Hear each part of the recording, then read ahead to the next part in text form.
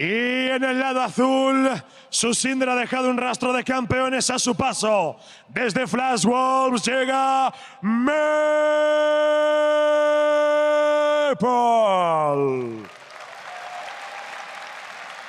And No. My time to talk. Ayer capturó a Prey y ahora está a la casa para una plaza para los semifinales. Es Mata.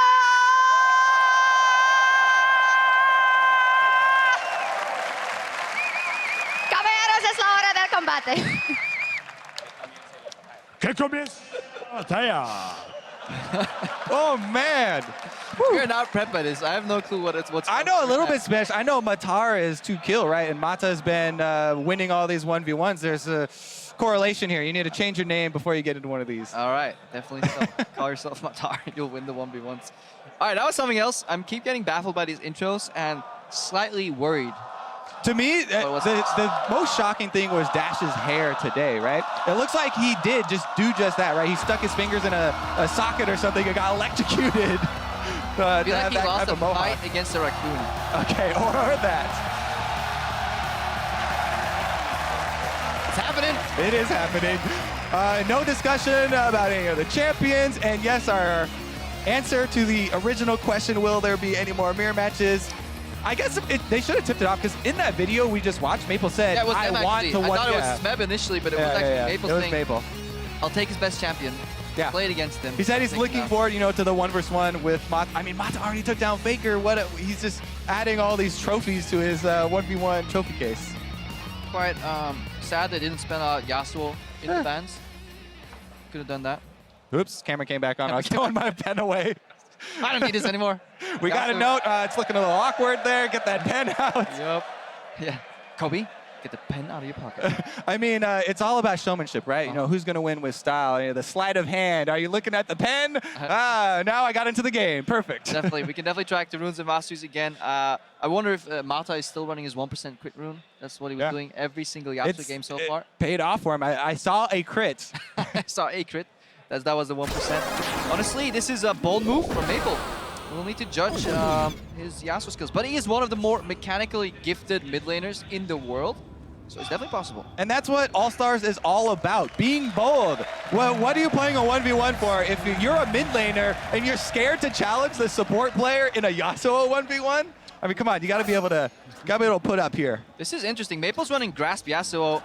1% crit as well, attack speed, health, and very heavy on armor. So he's playing tank Yasuo against Mata. The armor quints are actually some of the most efficient runes in the entire game. Huge value from those, and that is what Maple is getting the extra armor from. Mata's running magic resist. Again. He does not care. He's got a Yasuo page. He's had success with it before, so, it must be a good page. And he's playing Warlord. So we're looking at Grasp again, guys, on the side of Maple. Very focused in the armor department, but doesn't dish out as much damage with the attack speed either. Yeah. And then on the other side, we have Mata, who's running Warlords and magic resistant cliffs. That's about action. That's the thing, right? I have this thing where I usually will look up the highest rated players on Korean solo queue to try and copy runes and masteries from them. But sometimes they're just really good players, right? Just because they're the top of the solo queue doesn't mean they've theory crafted the best masteries. He's just way better than me. Yep. And they actually, copying them can be a detriment. All right, but let's see how their play actually does here. Maple, slight push. I wonder if, I guess the Grasp proc, and this is where Mata finds out that he's playing against a whole different beast of Yasuo, and he will likely feel the laning pressure here. Yeah, and it does, kind of change the way you want to trade, right? Because there is the cooldown on Grass, whereas Warlords, you're always going to be able to, hit and get effectiveness out of it. So Maple wants to go in for those and work around that timing. Does have control of the minion wave and pushing Mata in early here. Yeah, misses one CS, did sidestep the Q, and these minions are kind of over-prepped, so that's a good solution. Get the second one down, and then when the first one goes low, double AoE. Yeah, he's only down 2. And most of his games have ended in all-ins anyway. Didn't get very far as the CS. You really want to stack that shield up. Good trade here, and out by Maple. Super satisfying to watch them just slide from one minion to the other. Always leave yourself an exit creep if you play the Yasuo. Yasuo is definitely one of the beautiful champions. Oh, look what they're doing. Look what they're doing. Maple does not want to step backwards. Yeah, exactly. Because if he does, if he steps forwards, Mata's going to use him as a vessel to get to the relic. So that's why they're kind of both stepping away from the relic. That's the first thing you look for as a jungler, like ganking a Yasuo. You don't want to go behind him because then you give him a free E route out. Perpendicular is what you want to do. Exactly. Maple, though, I mean, he's got a good amount of control. We're going to need some of that Mata magic for some sort of surprise kill here. You can maybe do it at level 6. Yasuo's ulti is an armor pen effect that takes place after he hits it. Obviously, much more efficient, more armor the enemy has. CS courtesy of a support main here. I mean, he's never gone past level 3 on this champion. He's never. This is a whole new world for Mata. Well, potion chugging right now, so may decide to finish this one before he has to deal with the extra one.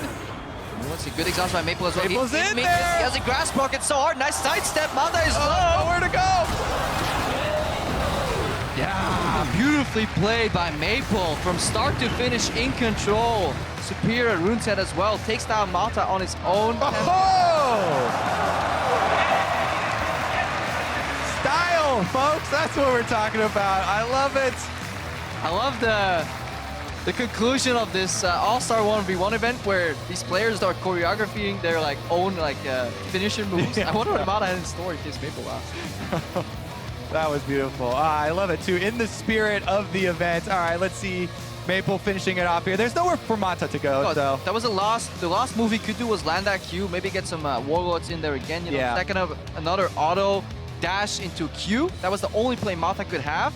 But instead, nope, he got sliced. And they're, beautiful acting there.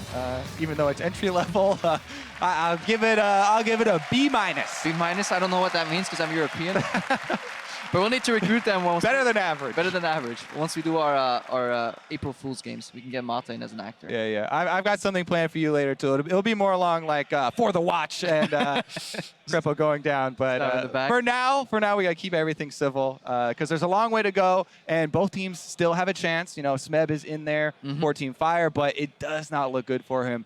Uzi's going to be one of the guys up next that's going to provide a pretty big roadblock he's going to have to get over. Yeah, looking at Uzi, he goes up against Expeke pretty soon. And then on the other side of the bracket, we have Maple then versus Smeb. Yeah. That's going to be a killer. We don't want to take away Ibai and Dash's duties here, though. No. We want to encroach on their territory. I'm scared what would happen if we encroach too much. They can't hear us. Luckily, in-house broadcast is in Spanish, so we can say what we want as long as we whisper it quietly as they walk by.